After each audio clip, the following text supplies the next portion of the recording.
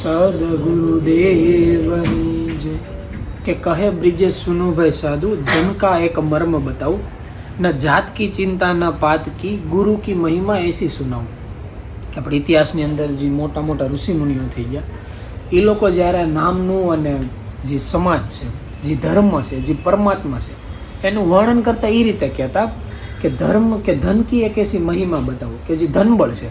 આ કેવું છે કે આપણે ઓલા ઘણી વખત નથી કહેતા કે ધારો કે એવું થયું હોય કે આપણે પગાર જે આવવાનો હોય મહિનામાં, કોઈ સેટ હોય એમ કે ભાઈ 1 તારીખે પગાર થાય, 5 તારીખે થાય, 10 તારીખે થાય, કે ઘણા એ રીતનું છે. કે આપણે એ રીતનું છે કે ભાઈ પોતપોતાની રીતે જ્યારે એકાઉન્ટની અંદર સીધા પૈસા આવે, એક ફિક્સ ટાઈમ સેટ કરેલો હોય કે ભાઈ મહિનાની છેલ્લી 31 તારીખે આવે, જો એ શનિ રવિમાં આવતું હોય તો શુક્રવાર પગાર આવી જાય.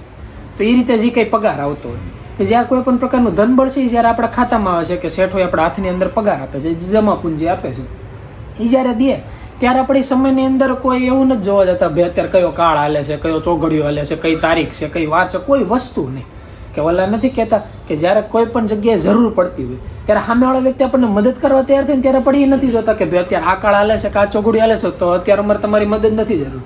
કે જ્યારે ઓલા જગ્યાએ જેવી વાતો કરે કે જ્યારે બાળકનો જન્મ થાય ત્યારે આપણે એવું નથી કહેતા કે ભાઈ કોઈ પણ સારો પ્રસંગ ઘટના ઘટી, આપણા જીવનમાં કોઈ પણ પ્રકારની મનગમતી વસ્તુ થઈ, કે ઓલી વસ્તુ તો બહુ મોટી વાત કહેવાય. એમને કોઈ બહારથી અત્યારે આવે ને લોન સાહેબ પ્રસાદી છે કે એમને ગળું મોઢું કરવા માટે નાનકડી એમથી વસ્તુ દે ત્યારે આપણે 2 સેકન્ડ વિચાર નથી કરતા કે ભાઈ અત્યારે કયો સમય હાલે છે, કયો કાળ હાલે છે, ત્યારે વસ્તુનું આરોહણ કરાય કે નહીં. આવી બધી વસ્તુ છે ત્યારે આપણે કંઈ વિચાર જ નથી કરતા. પણ જ્યારે પરમાત્માની નિકટ જવાનું થાય ત્યારે આપણે નથી કહેતા કે ભાઈ આજ શનિવાર છે, આજ આપણે આ ભગવાન પાસે છે, આજ બુધવાર છે, આપણે આ ભગવાન પાસે છે, ત્યારે આપણે નોખા વાર વેચી દીધા, ત્યારે આપણે સમય વેચી દીધો ભાઈ હેંજે એટલા વાગે જ આ કામ કરવાનું, આ સમય એટલા વાગે જ આ કામ કરવાનું. જોકે જે સિસ્ટમ છે, જે ટાઈમ ટેબલ છે, અનુશાસન છે, આ બહુ સારી અને વ્યવસ્થિત વસ્તુ છે. કે જેવી રીતે આપણે ધ્યાનમાં બેસવાનું હોય ત્યારે ધ્યાનમાં બેસવામાં સૌથી પહેલાં આ લોકો એવી સમજણ દે કે જો સવારના સમયનું ધ્યાનસ્થ કોઈ વ્યક્તિ થઈ શકતું હોય તો બહુ સારી વસ્તુ છે. પણ એનો મતલબ એ નથી કે બીજી 24 કલાક ખરાબ છે. એમાં એ લોકો સલાહ દેતા એમ કહે છે કે 24 કલાકમાં ગમે એ સમય મળે પ્રભુ ભજન કરવાનો, એ લઈ લીધા જેવો છે. જ્યારે મોકો મળે એ લઈ લીધા જેવો છે. કે જ્યારે આપણે અત્યારે સત્સંગ સભામાં બેઠા છે, અત્યારે તે મનમાં સ્મરણ કરવાનું યાદ આવ્યું, કોઈ પણ પરમાત્માનું નામ લેવાનું યાદ આવ્યું, જો એ પરમાત્માનું આપણે નામ લઈ લેવું, જો એ સ્મરણ કરી લેવું, તો હકીકત સત્સંગ સભામાં બેઠી એની કોઈ કિંમત થાય. નકર આ કોઈ પિક્ચર ચડાવેલો હોય 3 કલાકનું, કોઈ વ્યક્તિ પિક્ચર જોવે કે એમનો જોક્સ હાલતો હોય જોક જોવે, કે હકીકત અત્યારે બહાર જે કથા હાલે છે કોઈ કથા સાંભળે, એ ત્રણેયની કિંમત એક જ થઈ જાય જો વ્યક્તિ પરમાત્માની અંદર છે પોતાનું મન ન રાખ્યું તો. અને જો કોઈ વ્યક્તિ હકીકત પરમાત્માની અંદર મન રાખી દેતું તો પછી વ્યક્તિના જીવનમાં એવું થઈ જાય કે આપણે નથી કહેતા કે જ્યારે જીવનમાં ધનબળ આવ્યો ત્યારે કેમ આપણે કંઈ વિચારતા જ નથી કયો સમય હાલે શું હાલે, આપણે રાજી થાય છે અને ધનબળનો સ્વીકાર કરીએ છીએ. એમ એની જેવું છે પરમાત્મા. એક એવી વસ્તુ છે કે જ્યારે પરમાત્મા આપણને મળે, કે જો કે આ સમયની અંદર અમુક માથાકૂટ જ વહી ગઈ છે, બાકી પહેલાંના સમયની અંદર તો એવું થતું કે જ્યારે મંત્ર દીક્ષા લેવાની થાય ત્યારે ગુરુ મહારાજની સભા હાલતી હોય, કેવી રીતે સત્સંગ સભા હાલતી હોય, ત્યારે ઘણા વ્યક્તિઓ સવાલ પૂછે ભાઈ કઈ જાત છે, કઈ પાઇત છે, કઈ વસ્તુ છે.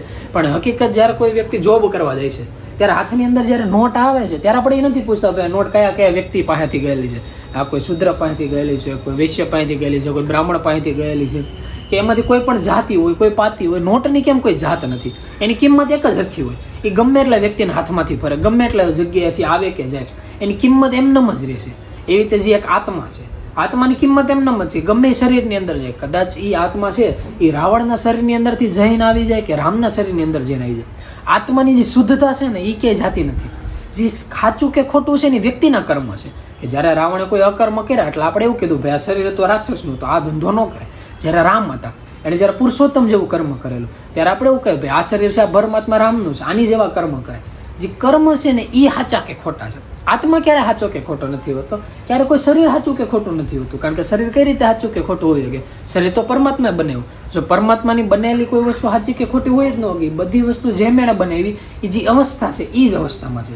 જ્યારે કોઈ વ્યક્તિ વચલો રસ્તો લઈને નિર્ણય લે કે ભાઈ પરમાત્માએ જે બનાવ્યું બધું પોતપોતાની જગ્યાએ બરોબર છે, ત્યારે એવું જીવનની અંદર થાય કે આપણું જે મન છે ને ધીમે ધીમે વિરામ પામે. જે મન છે એની શાંતિ છે એ શાંતિનો અનુભવ કરતા થાય. એટલે આ લોકો સત્સંગ સભામાં એમ કહેતા હોય કે ભાઈ જે જાતની ચિંતા છે, જે પાતની ચિંતા છે, આ બધું સાઈડમાં મૂકી દેવાનું. કે જ્યારે ગુરુ મહારાજ મળતા હોય કે સારા વિચારો મળતા હોય ત્યારે આપણે એ નથી વિચારતા ભાઈ સામેવાળો વ્યક્તિ કઈ જાતનો છે, કઈ પાતનો છે, કે કયા લિંગનો છે, નર છે, નારી છે, નાન્યતર છે, કોઈ પણ વસ્તુ હોય. જ્યારે સાચી સલાહ મળતી હોય ત્યારે સલાહ લઈ લાવે. પછી જ્યારે ધ્યાનસ્થની અંદર સ્થિર થવાનો સમય આવે ત્યારે વિચાર નહીં કરવાનો કયો સમય હાલે છે, કયું કામ હાલે છે. ઈચ્છા થઈ બેહોને એવું લાગે છે તો વિશ્વનું હારામાં હારું કર્મ છે એ કર્મમાં લાગી જવાનું. પછી એવું છે કે જો હકીકત એનાથી કોઈ સારું કર્મ હોય એ સમયના આધારે જો એવું થઈ શકે કે જે આપણે કૃષ્ણ ભગવાનનો જ્યારે અવતાર થયો, જ્યારે ગીતાનું સાર દેતા હતા, ત્યારે આની આ વસ્તુ સેમ ટુ સેમ અર્જુને પૂછી હતી કે આપણે મૃત્યુલોકમાં આવ્યા છીએ, શું કામ આપણે પરમાત્માની પ્રાપ્તિ કરવા આવ્યા છીએ, તો આ બધું યુદ્ધ કરું ધનુષ હાથમાં લઈને એટલું બધું પાપ પુણ્યના ઝંઝટમાં પડું, એની બદલે શાંતિથી વનમાં ન હોય જો આજનું શાંતિથી પ્રભુ ભજન કરું તો હોતે ને 12,960 કલાક પૂરી થઈ જાય તો હોતે ને પરમાત્મા તત્વની પ્રાપ્તિ થાય. તો આ બધી માથાકૂટ કરવાની ક્યાં જરૂર છે? તો ત્યારે કૃષ્ણ ભગવાને કીધું તારે આ બધું એટલે કરવાની જરૂર છે કારણ કે અમે તમને કહી છીએ કે તમારી ફરજ છે. જ્યારે પ્રભુના મોઢામાંથી શબ્દો નીકળી જાય, જ્યારે બ્રહ્મ વાક્ય નીકળી જાય, ત્યારે 2 સેકન્ડ પૂરતું છે ને સામથર્ય, ધર્મ, ભજન આ બધું સાઈડમાં આવ્યું છે. ત્યાં સેવાનો ધર્મ આગળ આવી જાય. સેવાનો ધર્મ એટલો વ્યવસ્થિત આ લોકોએ કીધેલો છે કે જે જ્ઞાનની અંદર આગળ નીકળવાના જે 4 રસ્તા છે કે સ્મરણ, સત્સંગ, ધ્યાન અને જે સેવા, જે આ 4 રસ્તા છે એમાંથી સૌથી હેલામાં હેલો જે રસ્તો હોય ને તો એ સત્સંગ સભા કહેવામાં આવી છે.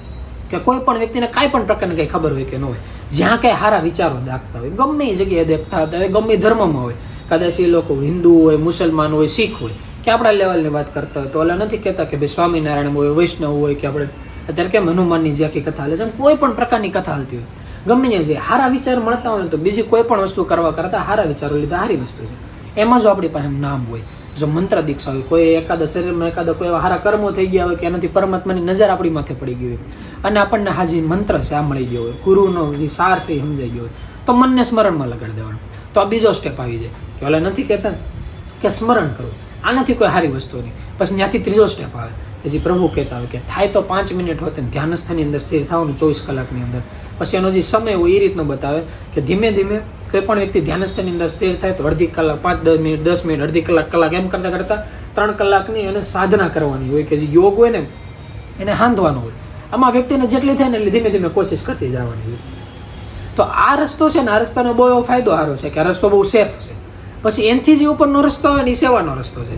સેવાનો રસ્તો એક બહુ સારો કે બહુ શોર્ટકટનો રસ્તો, પણ એમાં પ્રોબ્લેમ એ આવે કે જેવી રીતે ધારો કે આપણે હનુમાનનું ઉદાહરણ લઈ લઈએ તો જ્યારે રામ અવતાર થયા ત્યારે હનુમાનને જ્યારથી રામ ભગવાન ભેગા થયા ને ત્યારથી અંદર સુધી સતત સેવા કરી. પણ ધારો કે વચ્ચે એવો કોઈ સમય એવો કે રામ ભગવાન છે આરામ કરે છે, ત્યારે હનુમાનને સેવા કરી છે પણ એ કરી ન આવે.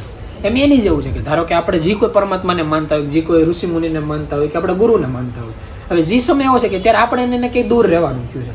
ઓલા તો હાલો હનુમાન જે હતા એ બાલ બ્રહ્મચારી બતાવે કે જેને ઘર બાર રાતે કોઈ વસ્તુ જ નહોતી એટલે એ લોકો સેવા કરતા, પણ એની સિવાય આપણે તો 24 કલાક નથી કરી શકવાના. તો ત્યારે જે ધ્યાન છે ને એવો સેફ રસ્તો છે.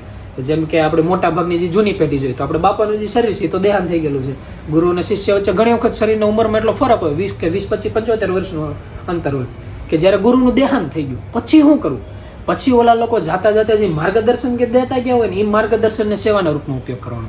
પછી જે વધેલો સમય બતાવે એને સતત ધ્યાનની અંદર નાખવાનું. ધ્યાન એવી સેફ વસ્તુ છે કે જો કોઈ વ્યક્તિ ધ્યાનસ્થની અંદર સ્થિર થઈને એની અંદર ઊંડા ઉતરતા રહે તો ધીમે ધીમે ધીમે ભલે એક સમય આવે શરીરના આધારે એટલે એ લોકો જાગી જાય, પણ પાછા મૃત્યુલોકમાં આવે, પાછા રસ્તે હાલે, પાછા મૃત્યુલોકમાં આવે, પાછા રસ્તે હાલે. એ પ્રેક્ટિસ વધારતા વધારતા એક સમય એવો આવી જાય કે આજુબાજુ સુરક્ષા કવચ લાગી જાય કે પછી આત્મા મૃત્યુલોકમાં ગમે એટલી વખત આવે, ગમે એટલી વખત જાય. એને કોઈ દી ઉપાધિ જ નહીં કે આપણને ગુરુ કે મળશે કે નહીં, એને ગુરુ મળે જ. એને ક્યારેય વિચારવાનું જ નહીં કે ભાઈ એને મંત્ર નક્કી થાય કે નહીં, એને થાય. એને કોઈ દી ઉપાધિ જ નહીં કરવાની કે મંત્ર એનાથી સિદ્ધ થાય કે નહીં, થઈ જ જાય. ઓલા લોકોને એટલી સેફટી જ હોય, એના કર્મ જે આગળના શરીરના છે એ ભેગા થયેલા. અને જો વિશ્વ લોકની અંદર પરમાત્માને બાદ કરતા કોઈ એક આત્મા હોતે જો આ કામ કરી બતાવ્યું કે ભાઈ આ વસ્તુ હકીકત શક્ય છે, 100% સેફટી મૃત્યુલોકમાં શક્ય છે, એક આત્મા કરી બતાવે એટલે વિશ્વના બધા આત્મા થઈ જાય. કારણ કે પરમાત્મામાં તો આપણે ઉબાનું બતાવી ગયો કે ભાઈ પરમાત્મા તો સીધા પ્રગટ થઈને કૃષ્ણ ભગવાન જેવી બધા વ્યક્તિ હારી ગીતાનો સાર ન કહે કે રામની જેમ બધા પુરુષોત્તમ ન રહી શકે, પણ ઇતિહાસમાં કેટલા એવા ઋષિમુનિઓ થઈ ગયા કે જેણે પોતાનું જીવન વ્યવસ્થિત નિભાવ્યું. કેટલા એવા રાજા રજાડો છે કે આપણે જનક રાજાને એવા કેટલા વ્યક્તિઓના નામ દે કે ઓલા નથી કહેતા દેહ સતાવી દેહી થઈ ગયા. તો જો એ લોકો જિંદગી જીવન આગે છે કે આપણે કળિયુગની અંદર જો જોવા જઈએ ને તો એવું કહેવાય છે કે આગળના સતયુગ, ત્રેતાયુગ ને દ્વાપરયુગ ત્રણ યુગ ભેગા કરીને જેટલા સંતોષતી નારીઓ ન થયા ને એટલા અહીંયા થઈ ગયા. ઘડીક પહેલાં આપણે વાત નહોતા કરતા જે મીરાબાઈની વાત કરતા હતા, આની સિવાય રામદેવ પીર વખતે કેટલા એવા થઈ ગયા કે જે રૂપાદે હતા, માલદે હતા, જે જેસલ હતા, તોરલ હતા, આવા કેટલા આત્માઓ થઈ ગયા કે જો આ લોકો પ્રભુ ભજન કળિયુગમાં કરી શકે છે તો પછી આપણે કઈ રીતે નહીં. હા, ફરક એટલો છે જો કે જૂની પેઢીમાં એટલું નહોતું, પણ નવી પેઢી બહુ ઘણા ખરા બહાના બતાવે કે ભાઈ અત્યારે મારે ભણવાનું હોય, ધંધાનું હોય, ટીવી છે, ફોન છે, લાઇટ છે ને એટલા પ્રોબ્લેમો છે. પણ આવા પ્રોબ્લેમોના બહાનું બતાવવાવાળા યુગો પહેલાં હોતા હતા. જ્યારે લાખ વર્ષની આયુષ્ય હતી ત્યારે હોતે માણસોને એવું જ થતું કરવાવાળા પ્રભુ ભજન કર્યું, બાકી હવે ત્યાં સુધી એને કોઈથી સમય જ ન મળ્યો. એવી રીતે નથી કહેતા કે હાથ તાળી દઈને સમય એલો જાય. જે જીવન છે એ મારા દોસ્તારો ઉદાહરણ દેતા બહુ સારું કહેતો કે ધ્યાન રાખવાનું કે જીવન છે ને પાણીમાં પડેલા ડેડકા જેવું ન થઈ જાય. એટલે આપણે પૂછે ને એનો મતલબ શું થાય, એટલે એમ કહેતો કે ઘણા વ્યક્તિને કેવું થાય, નોનવેજનું આહાર કરતા હોય ને એને ત્યાંથી ઉદાહરણ લીધું હતું. એ કે ડેડકાને મારો હોય તો શું કરવાનું, એને પકડવાની ખોટી માથાકૂટ કરવાની જરૂર નહીં.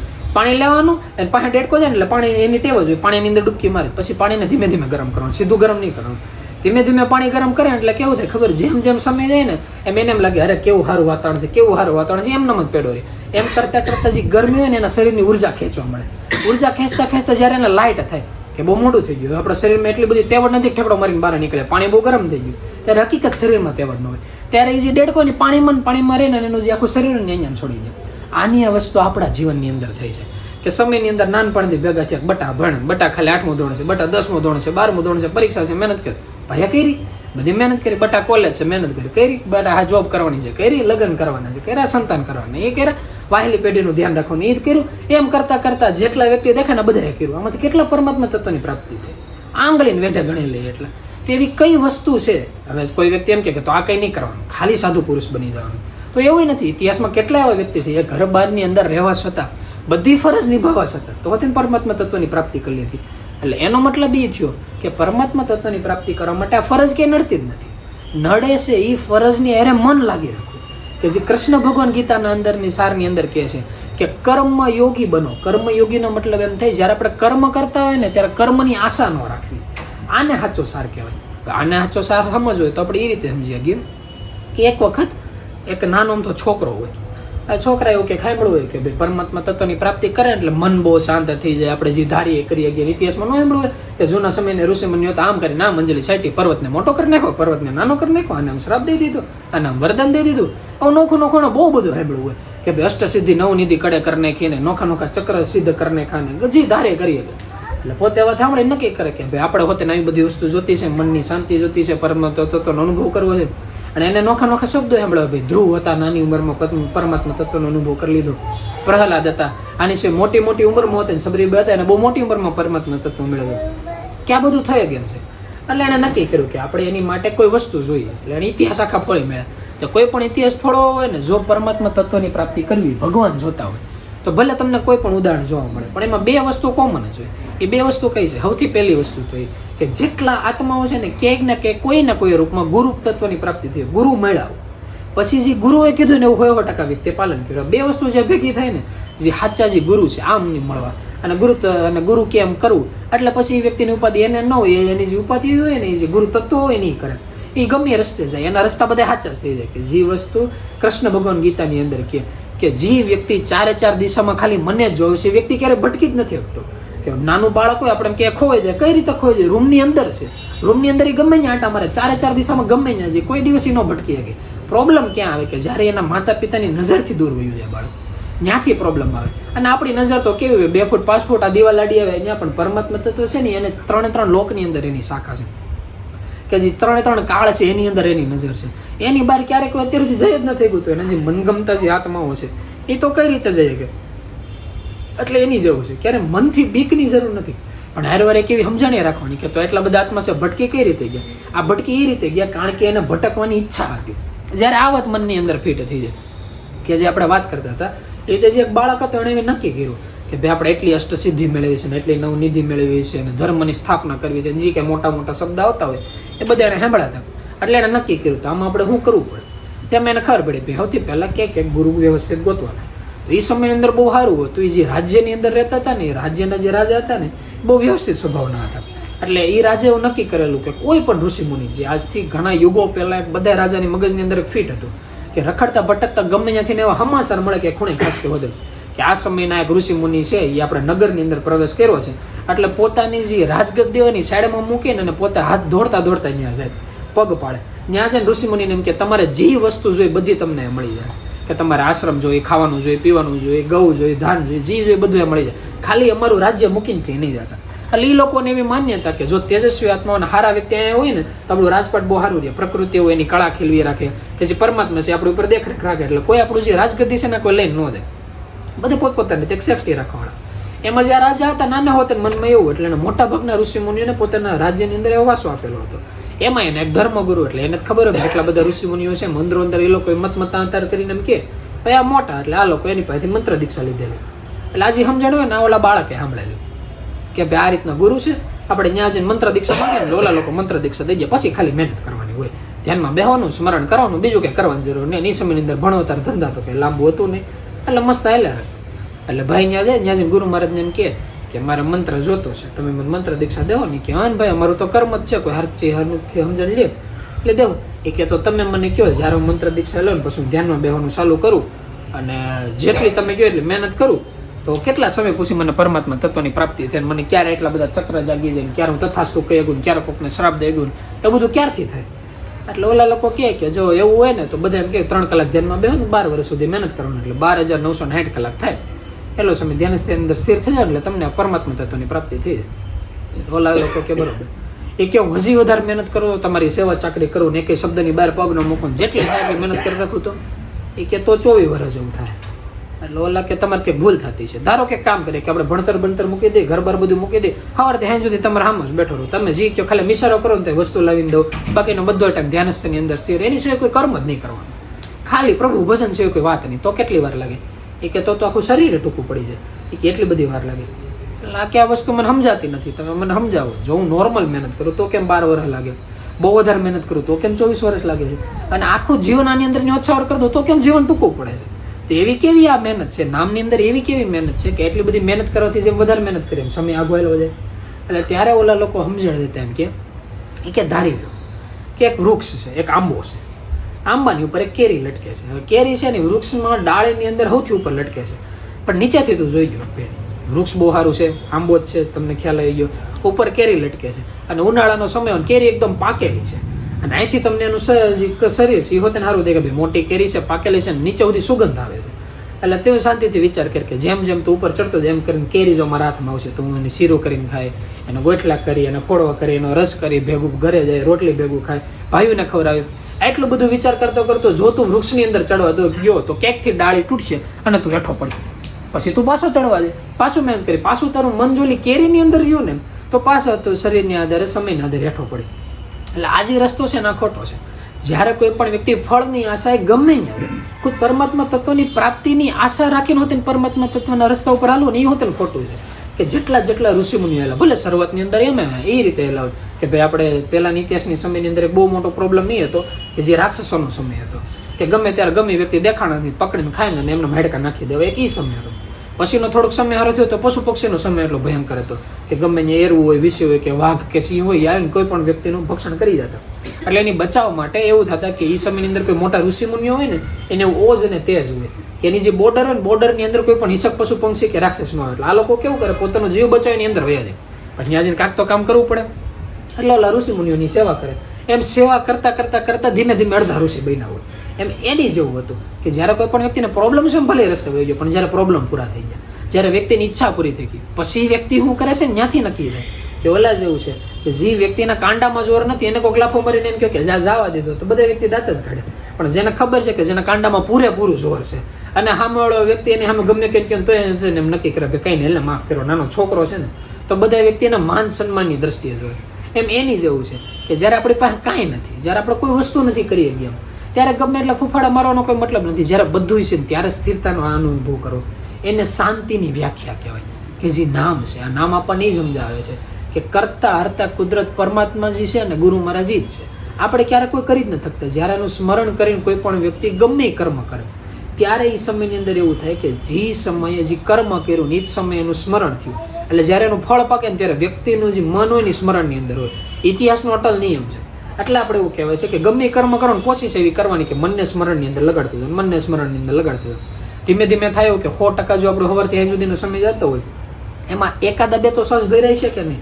જ્યારે એકાદા બે શ્વાસના કર્મના ફળ આવશે ને ત્યારે હોતે ને એવું થાય કે ફળ ખાતા આપણે સ્મરણ કરતા હોઈશું, પછી પાછા કંઈક બીજા કર્મ કરશું ત્યારે આપણે મહેનત કરશું. એમ કરતાં એક સમય એવો આવે કે 24 કલાક સતત ગમે કર્મ કરતા ગમે ફળ ખાતા હોય ત્યારે આપણું મન સતત સ્મરણની અંદર હોય. અને આજે સતત મન સ્મરણની અંદર છે ને એને જ કૃષ્ણ ભગવાન એમ કહેતા કે સતત નામના સ્મરણ કરનારા સ્વયં મને પામે છે.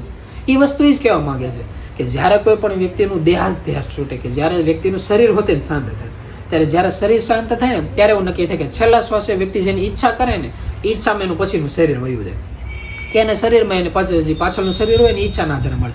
જેમ કે ધારો કે કોઈ નોર્મલ વ્યક્તિ હોય, આખું જીવન એવું હોય કે કાંડામાં બહુ લાંબુ જોર ન હોય અને એવી રીતે આખું જિંદગી જીવી હોય અને છેલ્લા શ્વાસે એમ થાય કે થોડું કાંડામાં જોર હોત ને તો આવે, તો બીજું જે શરીર હોય ને એને એવું મળે કે જેની અંદર શક્તિબળ મળે. કોઈ વ્યક્તિ મગજની દ્રષ્ટિએ બહુ એટલો વ્યવસ્થિત ન હોય તો બીજા શરીરમાં એને એવું મળે કે ભાઈ બુદ્ધિબળ મળે. ક્યારેક કોઈ વ્યક્તિને એમ થાય કે ભાઈ આપણે સવારથી સાંજ સુધી આખી જિંદગી આ રીતે આવેલી અને આપણને ધનબળમાં કાંઈ ન મળે. અત્યારનું ઉદાહરણ તરીકે કોઈ પણ એકાદા ટાટા, બિરલા કે અંબાણી નામ લઈ લીધું કે ભાઈ આના છોકરા થયા હોય ને તો સારું પડે.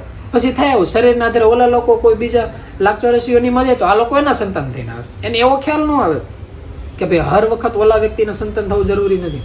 એમ એની જેવું છે કે વ્યક્તિ પોતાની તો ઈચ્છા ગમે એ રાખે, સેકન્ડે જે પરમાત્મા છે ને એ તથાસ્તુ કે જ છે. એટલે આપણે ધ્યાન એ રાખવાનું કે જે ઈચ્છા છે ને એને ધીમે ધીમે દબાઈ દેવાની. તો ઈચ્છાને કઈ રીતે દબાવવી? તો ઈચ્છા એક એવી વસ્તુ છે કે સતત હાલતું ટીવી છે કે ટીવીની અંદર કેમ સતત કોઈ ને કોઈ વસ્તુ હાલે જ રાખવાની છે, એને આપણે રોકી ન થવાના. આપણે કઈ વસ્તુ રોકી શકવાના છે કે ટીવીને અમુક કઈ ચેનલ રાખે એ આપણા હાથમાં છે. એટલે એની જેવું છે કે જે આપણે મન છે ને એ સતત એની રીતે વિચારો કરે જ રાખવાનું છે, કરે જ રાખવાનું છે, કરે જ રાખવાનું છે. આપણે ખાલી આપણા તરફથી કરીએ કે જ્યારે મન આપણને સ્વતંત્રતા આપે કે ભાઈ બોલો, તમે બોલો, વિચાર કરશો, એ સમયે મનને સ્મરણની અંદર લગાડવાનું. બાકી 24 કલાકથી મોટા ભાગનો સમય તો મન એના જ ઘોડા કરવાનું છે. એટલે પોતા તરફથી જેટલી થાય ને એટલે આ રીતે જ કોશિશ કરતી જવાની કે જેમ ઓલા ઋષિ મુનિએ કીધું કે જો બાળક તારે હકીકત નામની અંદર આગળ નીકળવું છે ને તો નામની આગળ નીકળવા પછી જે ફળ લાગે છે ને એ ફળને હોતે ને ભૂલી જાય. જે મોક્ષ છે ને આ મોક્ષને હોતે ને ભૂલી જાય. જે સુખ સુવિધા છે સુખ સુવિધાને ભૂલી જાય. જે સમયે જ્યારે કર્મ કરશો, જ્યારે ધ્યાનસ્થની અંદર સ્થિર થશો ત્યારે ખાલી ધ્યાન ઉપર ધ્યાન દો. જ્યારે સ્મરણ હાલે છે ત્યારે ખાલી સ્મરણ ઉપર ધ્યાન દો. જ્યારે ધંધાનો કોઈ સમય હાલતો ત્યારે ખાલી ધંધા ઉપર ધ્યાન દેવાનું. કેટલો નફો થાય, કેટલો નુકસાન જાય એ સમય પછીનો છે. ત્યારે ખાલી એક જ જગ્યાએ કે જ્યારે કોઈ પણ વ્યક્તિ વાંચવા બેઠો હોય ત્યારે એને વિચાર કરવાનો કે ભાઈ એટલી ટકાવારી આવશે તો ક્યારેક આપણે બોડિયા લાગશે, ક્યારેક વ્યક્તિ આપણો હોતે જય જયકાર બોલાવશે, કે ક્યારેક મોટી મોટી કોલેજોમાં આપણને એડમિશન લાગશે, પછી એટલાનો પગાર થાય, પછી લગ્ન થાય. એ લાંબો લાંબો વિચાર નહીં કરવાનો. અત્યારે ચોપડી સામું એક સવાલ આવે છે એ પાકું કરો. એમ હાલના સમયની અંદર કાલે હું કરું એની હું ખોટી ઉપાધિ કરવી એ ખબર નથી કે આજે હિંજે હુતા પછી કાલે હવાર પડશે કે નહીં. એટલે આપણે એમ કે કેવી જોક્સ જેવી વાત કરે છે, પણ ઇતિહાસમાં કેટલા વ્યક્તિઓ રોજના લાખો વ્યક્તિનું દેહાંત થાય છે તો આગળની રેતી હુતાતો હોય છે. બીજા દિવસે એને નક્કી કર્યું છે કે કાલે આપણે ઉઠીને એટલું કામ કરશું, પણ એની ખબર ન હોય કે એની જિંદગીનો 24 કલાકનો છેલ્લા 24 કલાક હાલી રહ્યા છે. ક્યારે ભાઈ આપણો ફટાક્યો થઈ જાય, ક્યારે એવું થઈ જાય કે આજે હિંજે હુતા સવારે ઉઠીને ખબર ન હોય. એટલે એવું ન થાય ને એનું ધ્યાન રાખવાનું. તો એની માટે ઓલા નથી કહેતા કે જીવનમાં ક્યારેય અફસોસ ન રહેવો જોઈએ કે ઓલા વ્યક્તિ વાત કરતા એમ કે મોક્ષ મળેલા આત્મા કેવો હોય, મોક્ષ મળેલા વ્યક્તિ કેવો હોય, એના વખાણ કેવો હોય, એની જે આકૃતિ હોય, એની વ્યાખ્યા હોય, આ કેવી હોય. તો મોક્ષ જે વ્યક્તિઓ છે, જે આત્માઓ છે, એની વ્યાખ્યા એવી છે કે પરમાત્મા એને એમ કહે ને કે હાલો, ત્યારે એને પેરા કપડી વ્યક્તિની અંદર હાલવાની એટલી ઈચ્છા હોય છે કે ખાલી 2 મિનિટ પૂરતી કલ્પના કરવાની કે ધારો કે અત્યારે જ આપણને મોત આવ્યું, યમરાજ સામે ત્યાં હાલે અને આપણને એમ કીધું ભાઈ હાલો અત્યારે આવવાનું છે, તમારો છેલ્લો સમય આવી ગયો. ત્યારે 2 સેકન્ડ પૂરતો આપણને કેટલું રિપીટ મગજમાં અંદર આવે છે કે ભાઈ અત્યારે બાળક છે, કાલે સ્કૂલે જવાનું છે, કાલે લેસન કરવાનું છે, ધંધા પાણીમાં છે, હજી માથે એટલા છે, હજી પાસે એટલા છે, આ જગ્યાએ જવાનું બાકી રહી ગયું, છોકરાનું શું થાય, માતા પિતાનું થાય.